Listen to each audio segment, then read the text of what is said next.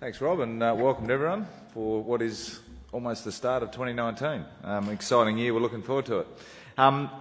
Firstly, clearly after last season, we were disappointed, as we said after the season, and that was an underperformance against our own expectation. Forgetting external, what we actually wanted internally, we fell short. But as in life, we sit back and we reflect and we learn, and we focus and we get ready to go again, and that's what we've done over the off-season.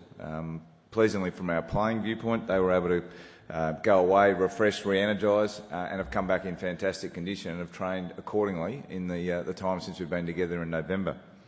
So at last year's club champion, you remember I spoke about why I was comfortable going forward with the group we had, and it was because I was comfortable about the quality of people in our organisation. We're super fortunate at the Crows, from a playing, coaching, high-performance staff, to have high-quality individuals. Good, smart operators understand the game, understand their role, and deliver a fantastic program for our players. We've got fantastic players. They've got high character, great moral values. The things you look for in any son, if you've got sons, our men have that. They have that in spades, which is why I didn't spend a moment in my break worried at all about how our players were going to come back on day one of pre-season. And they did. They came back in fantastic shape and, as I said, have trained on really well. So that confidence heading into this year has only been further enhanced by the people we've added.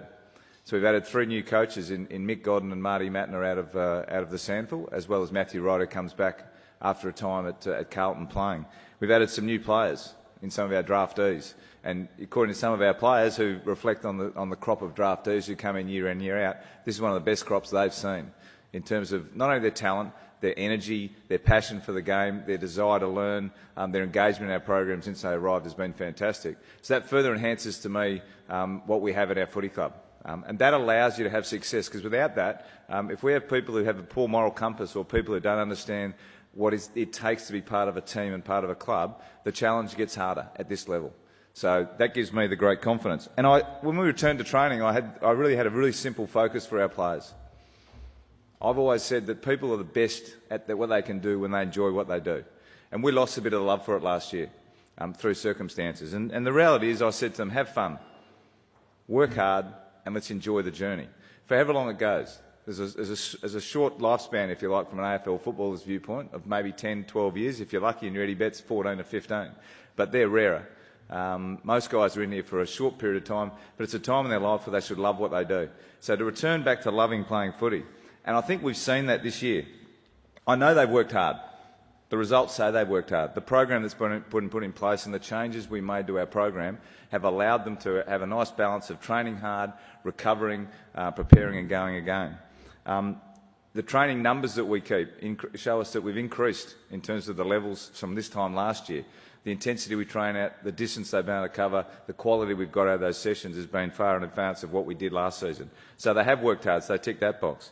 I think the feedback from the players coming out of them is they've enjoyed themselves. They've had a bit of fun in terms of what we've done in the program and also the environment we've created for them. And the next part is the journey. And the journey starts come this weekend when we play JLT1 and obviously into round 1. So that's ahead of us. But the ground we've covered is really good.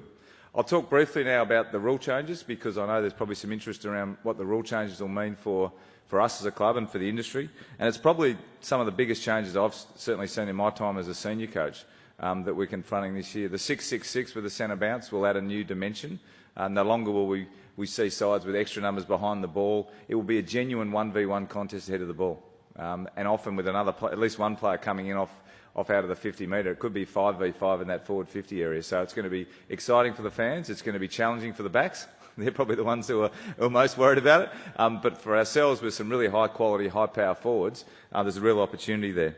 The kick-ins and zones, with the change to bring the man on the mark back and increasing the protected zone, is another opportunity. We're fortunate again. We've got some guys who have got some good legs out of the back half. We've got some good run out of there. So how we can actually use that extra space to our advantage will be interesting to see how clubs adapt to it. And certainly we've got some plans in place. And the no runners until goals is the other one, which is pretty considerable change. So we're going to have long periods of play where we won't be able to get messages out to our players. So the education we do with our players, the engagement we have with our players, especially our senior leaders, and you would have seen with our leadership group yesterday, the seniority of those guys will allow them on field to actually do what they do best, which is play on their instinct and play to the style of play which we're educating them around, and what they clearly understand is, if you like, the Crows way. So those three things together mean that we're going to have this, potentially, I think the AFL are hoping, a far more open game, a far more flowing game, maybe a higher scoring game, which means, obviously, for us, we want to be getting back to the levels we had previously in our ability to score, as well as we need to work on how we can defend as well. So one thing I learned out of last year was really probably how even the whole competition is. You know, we had 12 games last year that were decided by under 3 goals. So we lost 6 of those and we won 6 of those. Now, we went end of the season with 12 wins, but the evenness of the comp and the line of between winning and losing is now finer than ever.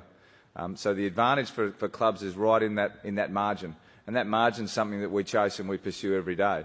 How do we get an extra 5% here, an extra 10% there? And the reality for us is we came up short last year against the better teams because we weren't able to sustain our consistent effort for long enough. That ability to sustain and just endure and keep going, we didn't do against the best teams for long enough. And that's in the margin. That's whether it's a conditioning component, whether it's a strength component, whether it's an availability, whether it's just the duration of their training, whatever it is, that's what we've been pursuing. And pleasingly report, we've got the majority of our squad up, fit, available, done a mountain of work in the pre-season, and so we're heading into the year with high hopes, but also with great confidence around the preparation that they've had. So how are we looking? I guess that's the question on your minds right now. How are we looking for 2019? We can look back, but let's look forward. I prefer to look forward. Our preparation's been good. We've got, as I said, we have a really healthy squad. Have got good training minutes under their legs, and they're ready to go. We see return to full fitness of guys like Brad Crouch, of Brodie Smith, of Taylor Walker, our captain, who was hobbled last year. Obviously, Rory Sloane with his foot hasn't missed a beat either, to name a few. We saw at the end of last year, or reflected at the end of last year, we saw the opportunity for new players to come in. You know, if the one thing that the injuries last year enabled us, it was to expose some guys to some AFL footy, and we saw some real growth in them. Speak of guys like Hugh Greenwood, Cam Ellis-Yeoman, Tom Duday, who was runner-up in the Rising Star. Saw Wayne Miller continue to come good and continue to start to show the sort of player we think he's going to be.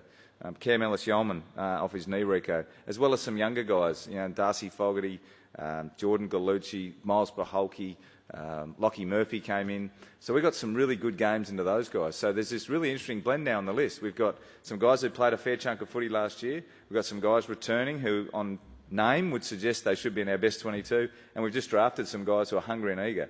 So we're sitting with this really interesting squad that's there going, we can only play 22, but you know, when you do the exercise and try and pick your best 22, and I'll challenge you to go home tonight and do it, who do you leave out and who do you put in if everyone's fit and available? So it's a great spot to be, because what we've now got is internal competition for spots. So the guys that get a chance to play on the weekend understand that, you know, they're fortunate. They get an opportunity to get ready for round one, but also for some of them compete for a spot in that round one team. Good position to be in.